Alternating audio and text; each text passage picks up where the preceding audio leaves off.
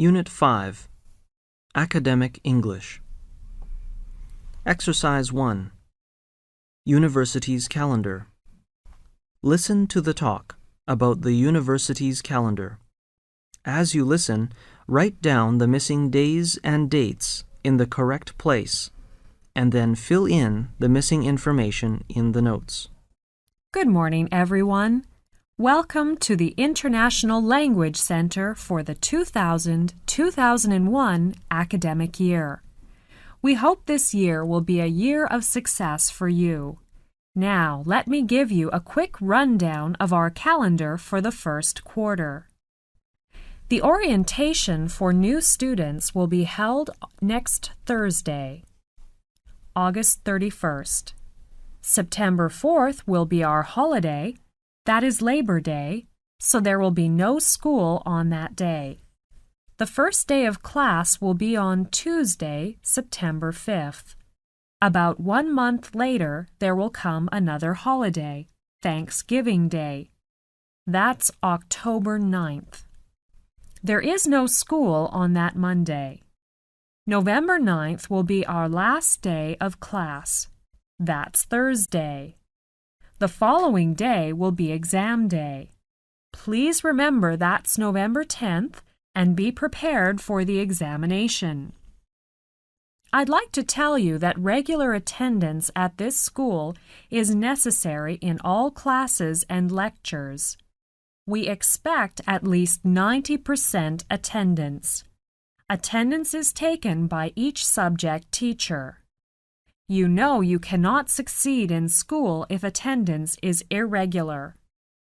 Absences of 20% or more will result in students being placed on probation for 1 quarter. Continued absences may result in the student being required to withdraw from the school. It's our expectation you will all grow to realize your full potential and contribute your talents to this year's activities. Exercise 2, About the coursework. Listen to the talk and fill in the missing information in the notes, and then circle the correct letters. Hello, everyone. Before you start your course, we would like to tell you a little about the background of how the course is designed. You will have an opportunity to discuss the emphasis you would like the course to have in the first 2 units.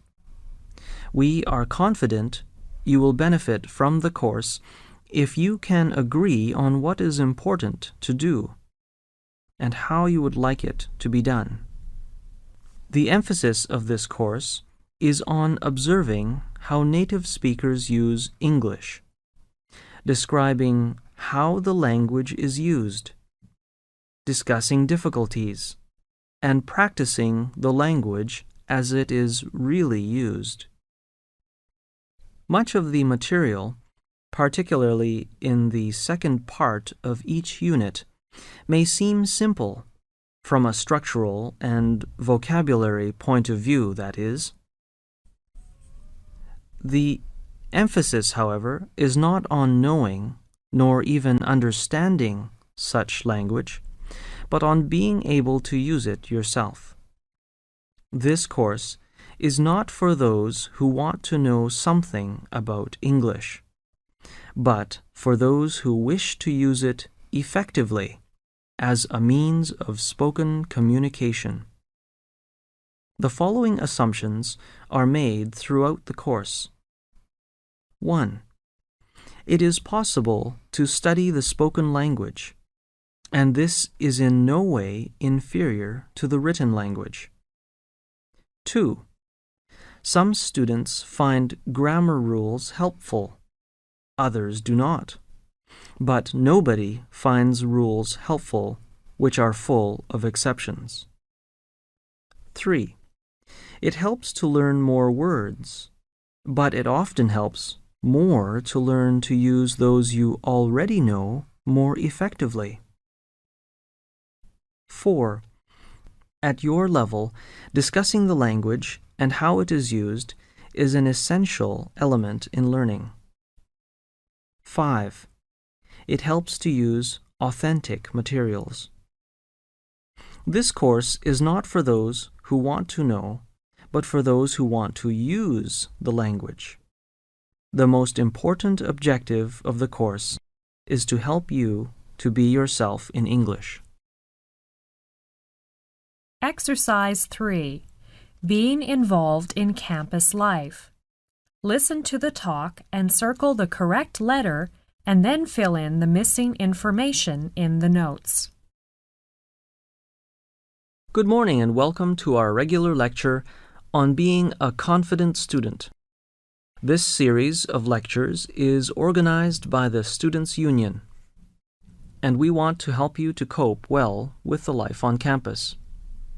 Today, it's a great pleasure for me to welcome Ms. Diana Sheeran, who is the President of the Students' Union, and she has been kind enough to give up her time to come along and talk to us. Thank you. Thank you very much, John.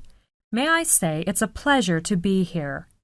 Now, I know being away from home and having to look after yourselves can make you feel homesick and give you a hard time.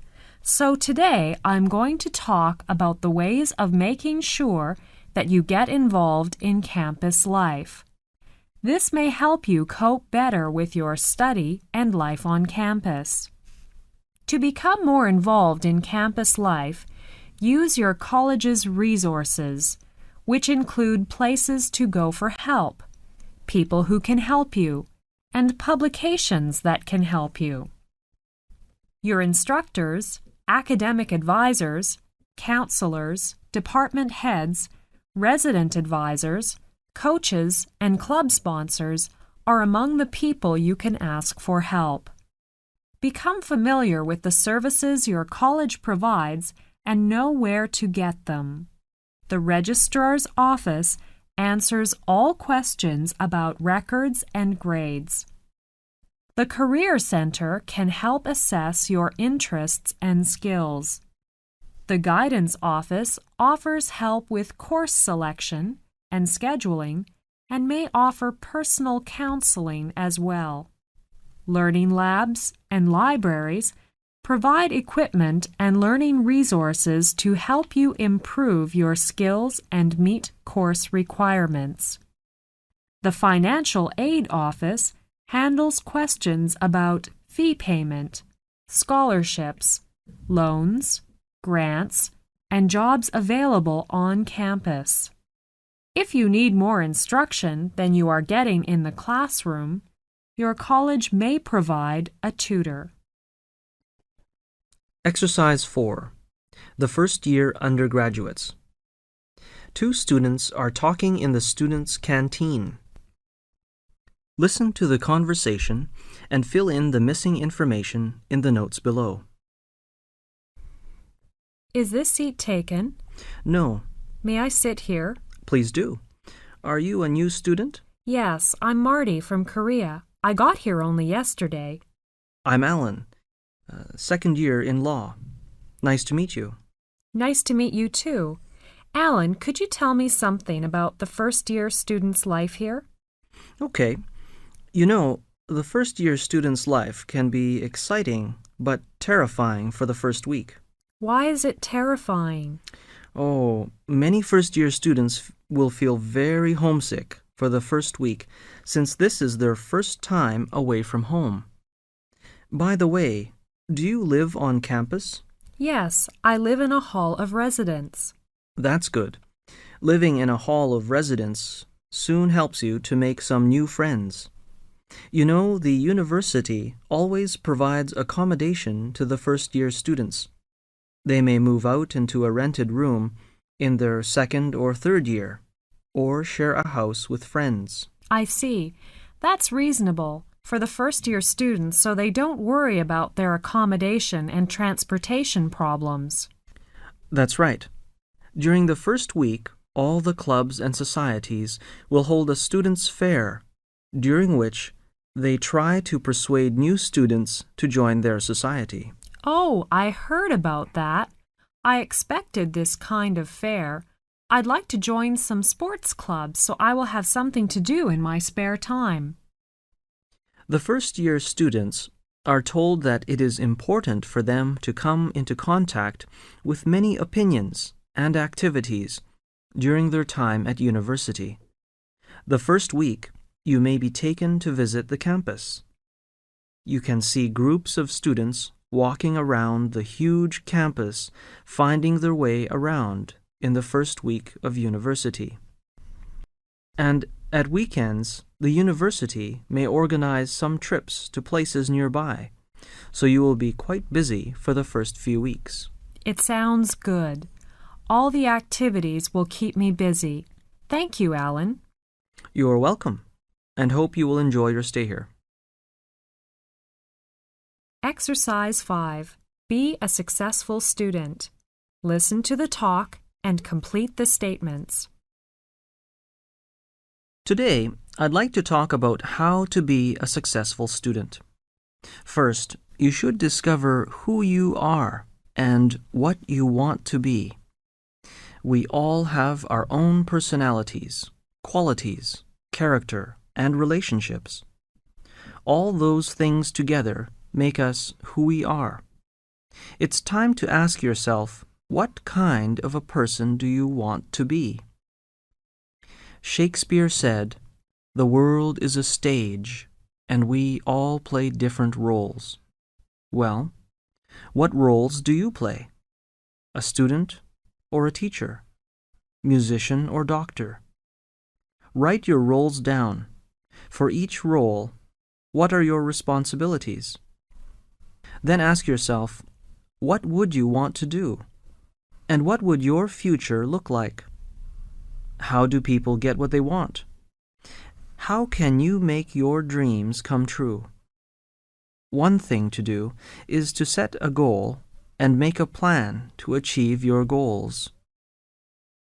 We all know that good things don't happen overnight, but you have to be prepared.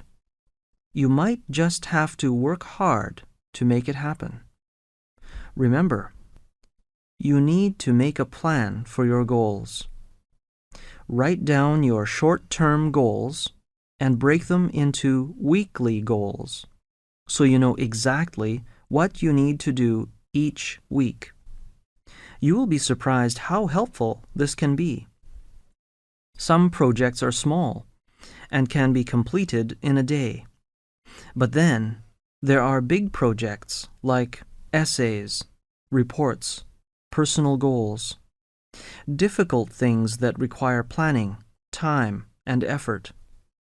So you can plan personal and academic goals on the monthly and weekly planning pages of your list. Make it easy on yourself.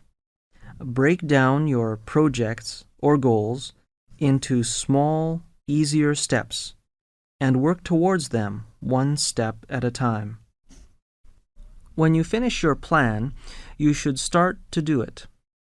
Once you get going, it's much easier to continue.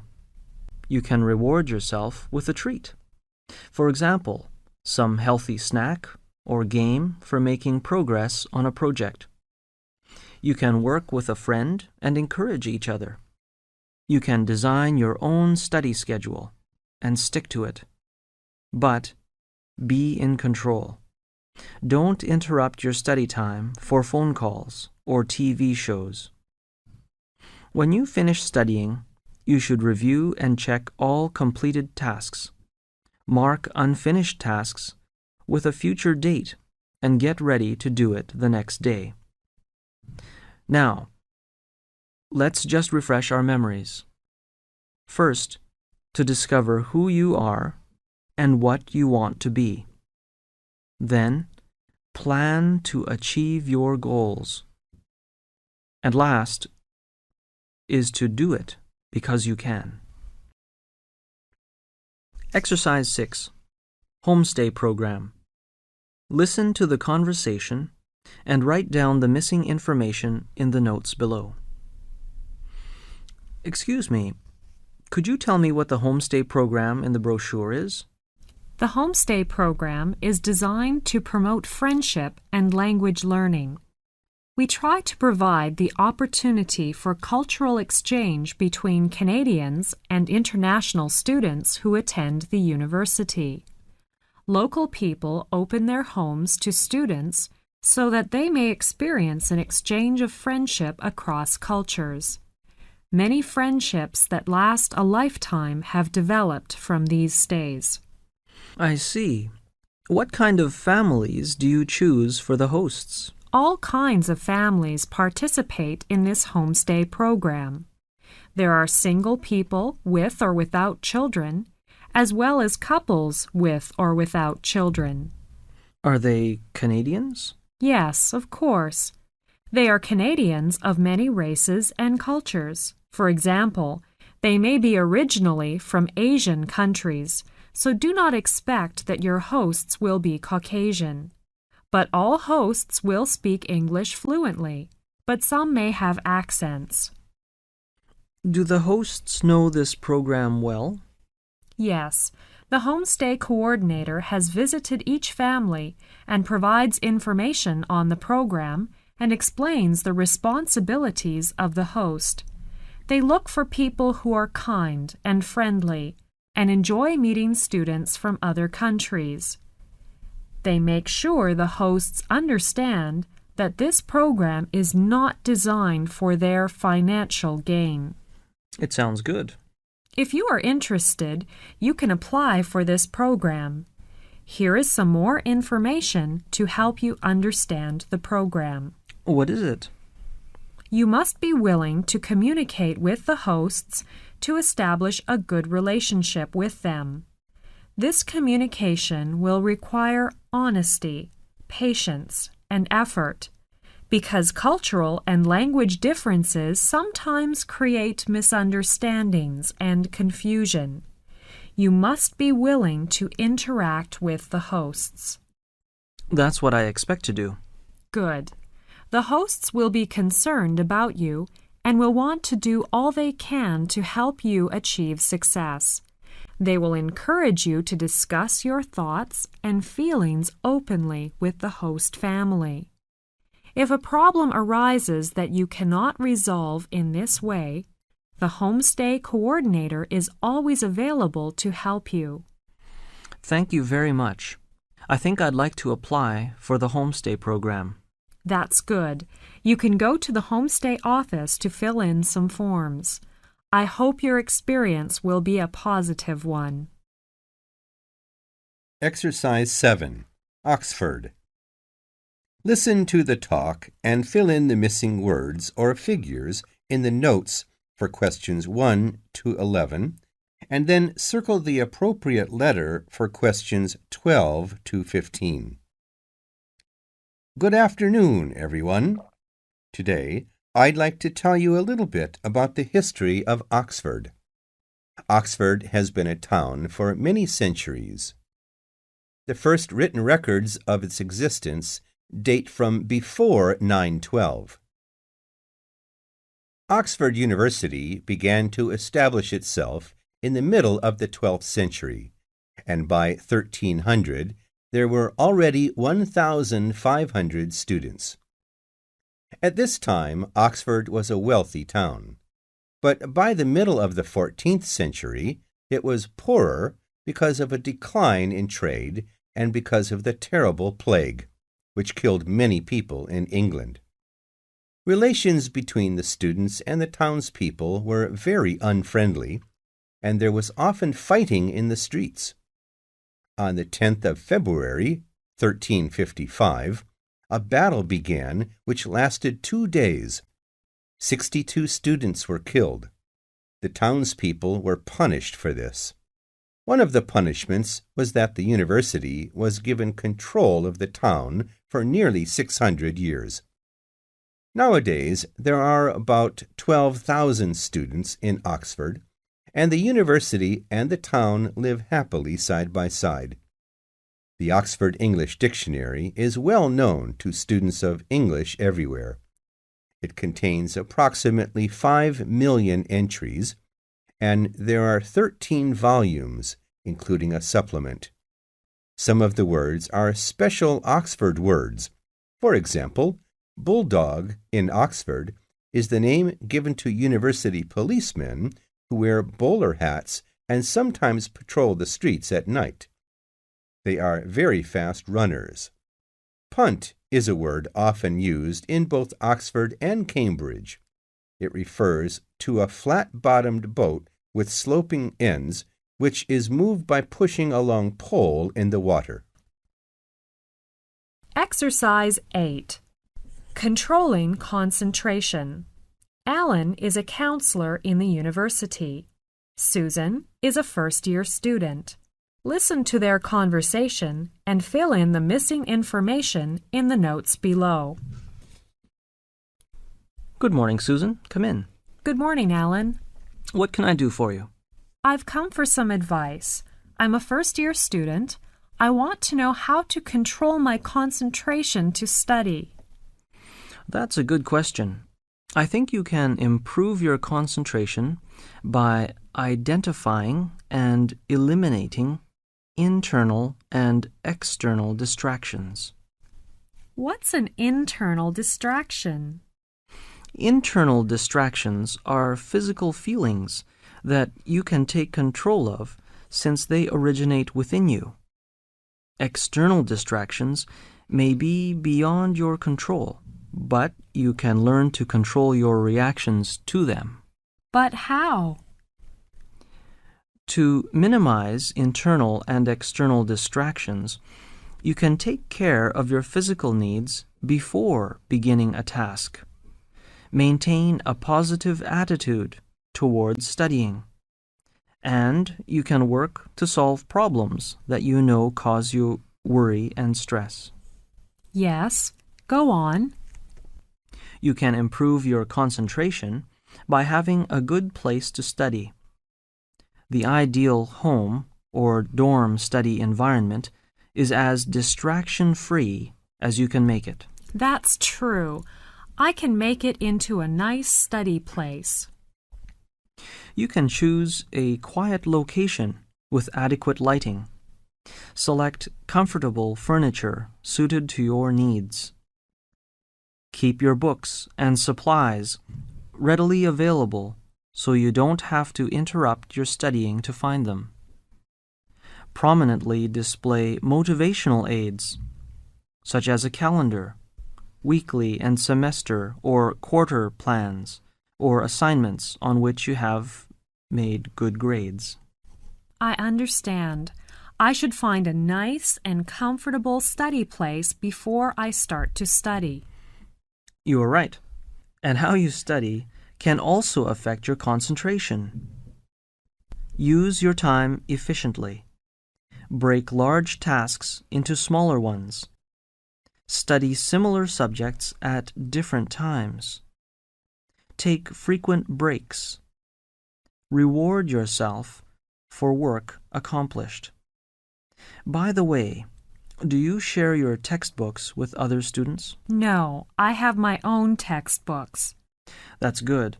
Otherwise, you will be influenced by what another student thought if the book is underlined or highlighted by others. Thank you very much. I'll try the methods you have mentioned. Good luck. Okay, bye. Exercise 9. Computing service. Listen to the conversation. As you listen, circle the right letter for questions 1 to 3, and then complete the notes for questions 4 to 8. Excuse me, could you tell me where the university computer lab is? Are you a new student? Yes, I'm a first-year student. I want to use a computer to type my assignment. I see. Our university provides the most up-to-date computing environment of any college or university in Britain. There are 2 labs dedicated to student access. No classes are scheduled in them, so you can drop in any time when they are open. Do you know where these 2 labs are? Yes. One is in room 114 in building 315, and the other one is in room 110 in building 335. There are 27 computers in each one. Only 27 are in each one. Are there any other labs I can use if these 2 labs are full? Yes, we own 6 general-purpose labs, which often have classes booked in them, but they are available for drop-in use when classes are not in session. Check the lab before you go in. This schedule is updated every week. I saw the brochure in the Students' Union. It said that there are at least 19 labs on campus. Yes, there are 11 other large labs on campus, but they have dedicated uses of various kinds and are not usually available for general use. Do you know if there are any rules in the labs? Yes, we do have some rules. What are they? Let me think about them. Yes, the first, labs and computer equipment are provided only for registered students to do work associated with their courses. I see. So we have to use our ID card when we get into the lab. That's right. You should put your student ID card in the holder on top of the monitor and show proper identification if requested to do so. Second, computers are a limited resource shared among many students, so please respect the needs of others. When all computers are in constant use, please limit your session on the computer to an hour at a time. Can we reserve computers? I'm sorry, you may not reserve computers. When you leave the lab for a coffee break, you must save your work and make the computer available for another student to use. I see. Can I bring some drinks there? Absolutely no food or drink in the labs. Are there any printers there? Yes, of course. But remember, when you print, please limit printing to 1 copy of a document. And please do not start printing less than 10 minutes before the lab closes. Thank you very much. This helps me a lot. Exercise 10, English Letter Writing. Listen to the conversation and fill in the missing information in the notes below. Hi, Lucy. Shall we go to swim after school? I'd like to, but I have to reply to my English teacher's letter. She has gone to America. You mean Susan? Yes. Why did she go back home? There are still some weeks left before the vacation. Her father died of cancer a week ago, and so she had to go back for her father's funeral. I see. I'm sorry to hear that. Lucy, do you have any time now? Yes, Tom. What can I do for you? I want to write a letter to my friend Bob. He went back to England yesterday and left his address for me, but I'm not sure how to write it. Okay. You know, English letter writing is different from Chinese writing. You should write your address in the top right-hand corner and write the date immediately below your address.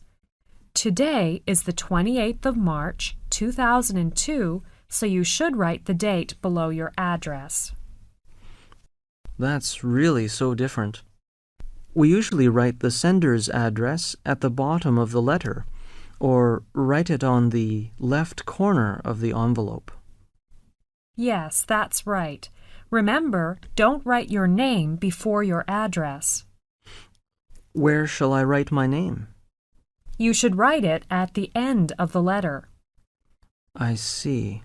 Then you should write the recipient's name and address on the left-hand side of the page.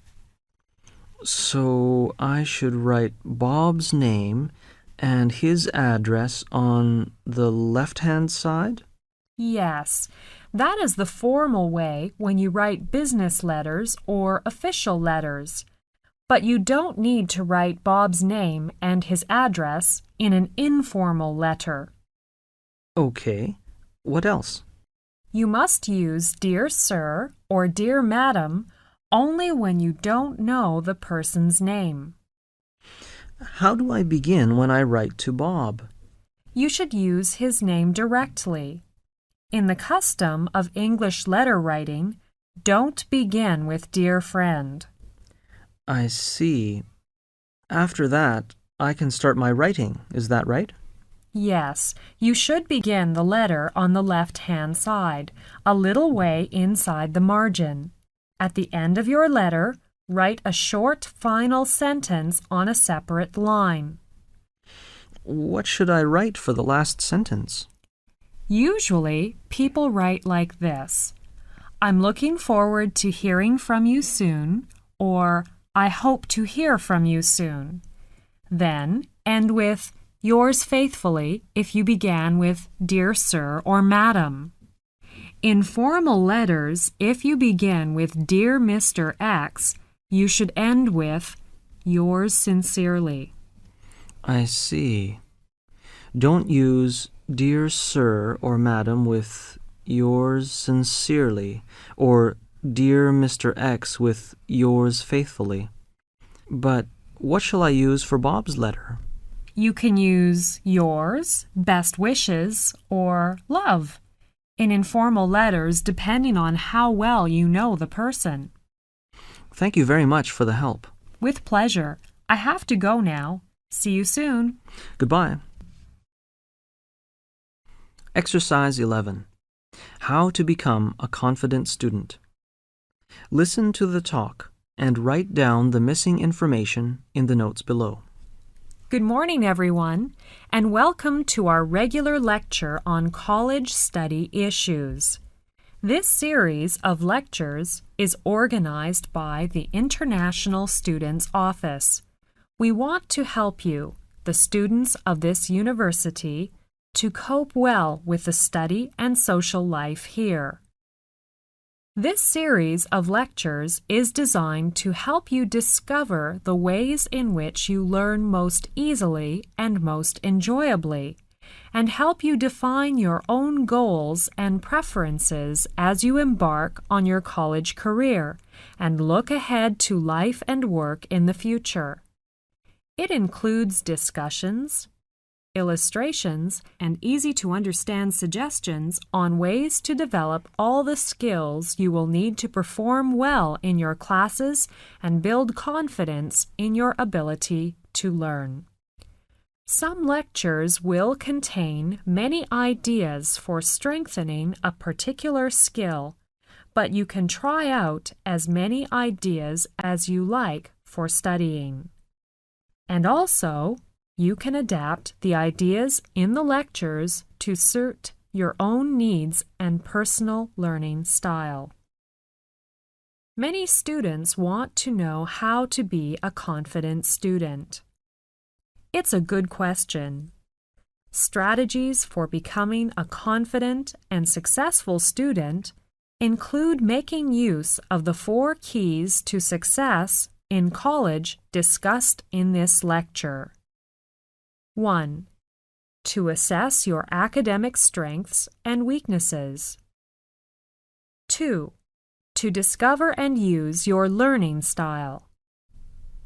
3. To sharpen your thinking and study skills. 4. To adapt to others' styles. Let's talk about the first one. To assess your academic strengths and weaknesses means to be realistic about what you are able to do. This will help you select courses in which you can succeed. This is the most important key when you enter college. The second key is to discover and use your learning style. This is another important key to your success. Use your 5 senses to help you take in information accurately and remember what you learn. Let your body's reactions tell you when you are most alert. Then try to plan your schedule accordingly. Know which learning environment you prefer, but be willing to adapt to others. Increase your level of motivation by developing an internal focus of control. A third key to your success in college is your effort to develop critical thinking and study skills. Making decisions, solving problems, using creativity, processing information, and reasoning logically are critical thinking skills involved in studying. All the important study skills you will need to develop or improve, such as how to take notes, listen effectively, read with greater comprehension, and prepare for and take tests, are covered in the next lectures. The fourth key is your willingness to adapt to your instructor's teaching styles. If you make an honest effort to learn, no matter how an instructor approaches a subject, then you will make efficient use of class time and develop good relations with your instructors. Exercise 12. About language learning. Chris is Susan's tutor. They are talking about language learning. Listen to their conversation and fill in the missing words in the notes below. Hi, Susan. How are you getting on with your English studies? It's hard. I have been in England for a year, but I still have a lot of problems both in speaking and reading. Don't worry. You have to be patient and practice them more. It's very strange, my son Eric, he is only 4, but he seems to learn English much more quickly than I do. Why is this? Why is it easy for young children to learn a language? That's a good question. I think part of the answer is that children have so many needs. They need to be helped by grown-ups. They have to make their needs known. And they are always watching the effect of what they say and trying new ways of getting what they want. Children are learning new things all the time. I agree with you. We adults need to learn new things as well, especially when we settle in a foreign country. But it takes us a longer time to get used to a new life than young children. They seem to adapt more quickly. Yes. Another part of the answer I'd like to point out is that children are not, as older people sometimes are, fixed in their ways of living. When they are taken from one country to another, they change easily from one language to another, from one bed to another, from one food to another. Older people are more fixed in their ways. They have been hearing and talking one language for a long time. Their ways of hearing and making sounds and of putting words together are like the rails a train goes on. They have been up and down their lines of talk and thought too many times to change them easily. I quite agree with you. A child is freer in his ways. He is more like a bird. He is free to go in any direction he wants. He is free to hear sounds as they are and make them as he hears them. He is free to put new words together in new ways in speaking a new language. I think that is why they learn things so fast. The more languages you hear and get to know, the more you will see how any language is made up of a small number of sounds put together in different ways. For example, in English, light and right are different words with only one sound in them different. The same is true of long and wrong. If a learner does not hear these different sounds as different, he may get the wrong meaning. That's true. I have had this kind of problem. 6 months ago, I was asking the way to the station. The man told me to turn to the right, but what I thought he said was to turn at the light, so I tried to find the light. It took me hours to get to the station. I'm sorry to hear that. Most people learn their mother language without being able to give any account at all of how it works. They learn to talk as they learn to walk, without any idea of how they do it. People who learn to use a language well do so through talking with others who use it well, through reading good writers, and through watching the effects on others of what they say and how they say it. I will try all these. The world needs more people who can use languages well. Language is as necessary to our minds as the air we breathe is to our bodies. Exercise 13. How to take notes. Listen to the conversation. Circle the right letter for questions 1 to 4, and write down the missing information in the notes for questions 5 to 9. Today's discussion is on note-taking. Note-taking is one of the important skills for classroom success. There is no one best way to take notes, but your own experience and some suggestions may help you to cope well with university study here. Chris, you start first. How do you take notes when you are in class? I always keep track of the notes by putting a date and heading on the first page, and numbering pages that follow. And I often make sure to identify the lecture topic and the class in which the lecture takes place. I think this is very important because when you study later, you will be able to match up class notes and textbook notes or assignments on the same topic. I do the same. I often keep the notes for one class separated from the notes for other classes, so I use separate notebooks for each class. I use dividers to set aside different sections in one notebook. I think both of the methods are good.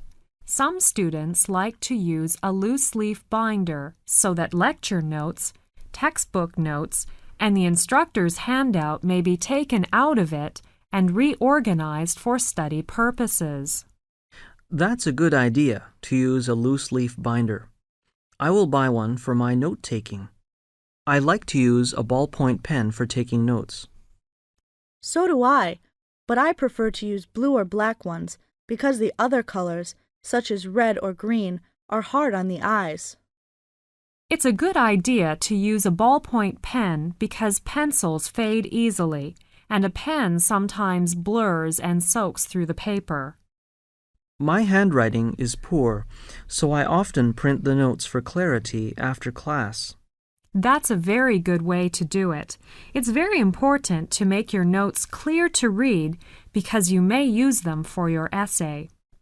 I often use standard abbreviations in my notes in order to speed up note-taking.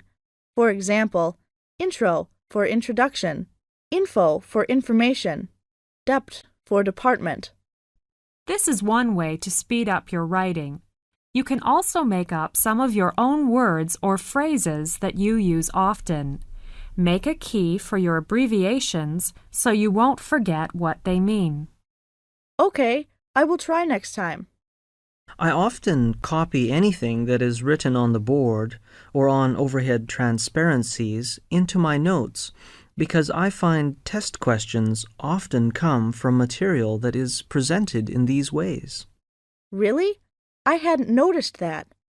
I think you'd better organize your notes after class. Try to summarize the points in your own words. It will be easier for you to remember your notes. That is a good suggestion. Another suggestion is that you should review your notes to fill in gaps while the information is still fresh in your mind. The purpose of taking notes is to help you remember information. When I seem to be missing something, I often compare notes with my classmate or see the instructor. That's the way to do it. Thank you very much for your time. I think new students may use and adapt some of your good methods for note-taking into their own study. Exercise 14. The Dean's Speech. Listen to the talk. Circle the correct letters for questions 1 to 5, and for questions 6 to 8, indicate whether the statements are true or false by writing T for true and F for false. Good morning, students. As many of you have already heard, tuition fees will be going up to $3,600 per term, starting in September 2001. I felt I should explain to you why the fees are increasing. The primary reason is, of course, that expenses have increased, including faculty's and staff salaries. Our operating expenses have also increased in the past year.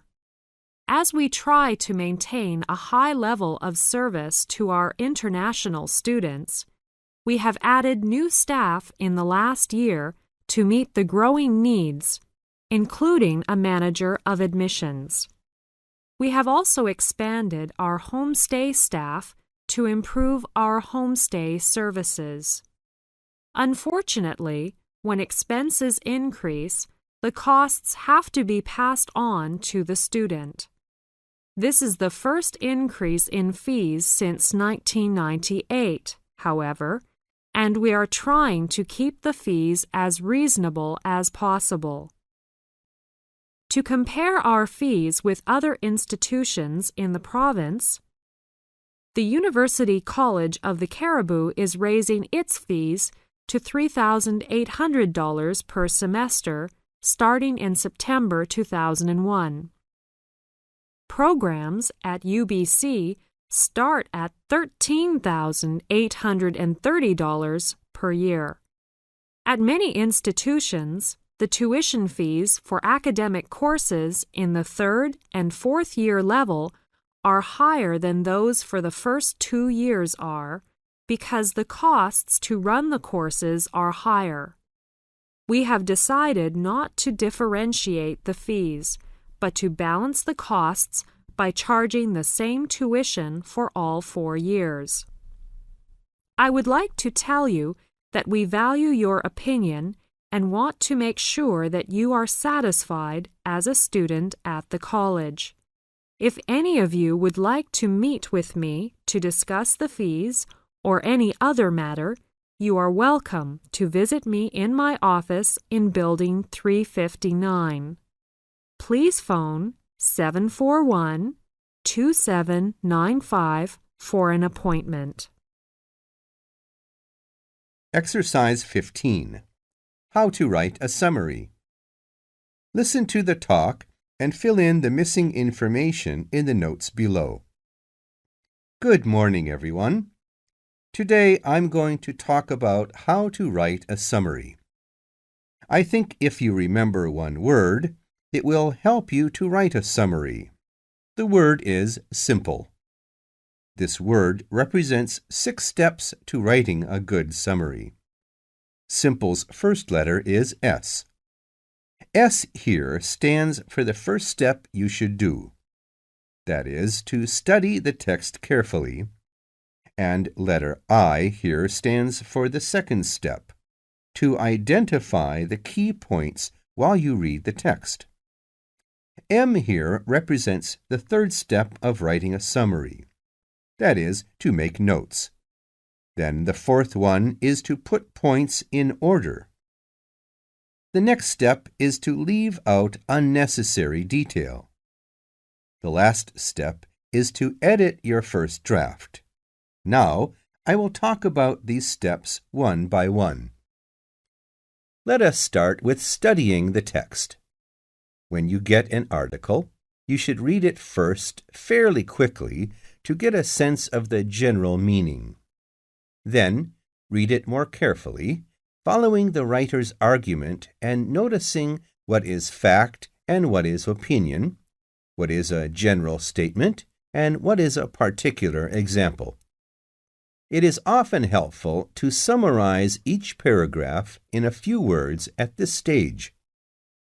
Now, let's turn to identifying the key points.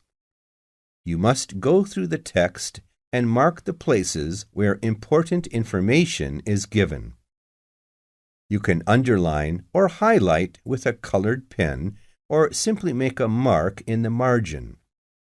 The third step is to make notes. This is a very important stage. You should write down the key points you've identified in note form in your own words.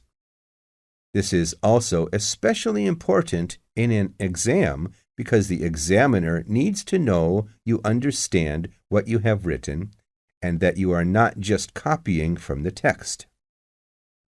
Let's turn to the fourth step, to put points in order. You should look at the list of points you have made and see if there are any which go together. Then decide the best order to put the points in. Number the points in order.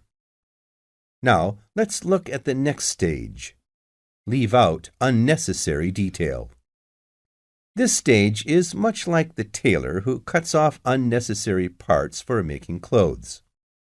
You should choose the important facts and get rid of unnecessary detail. The last stage is to edit your first draft. You should check the spelling and grammar, counting the number of words.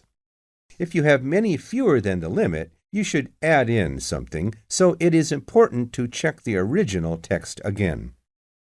If you have more than the limit, look for ways of combining points in one sentence or of losing words here and there.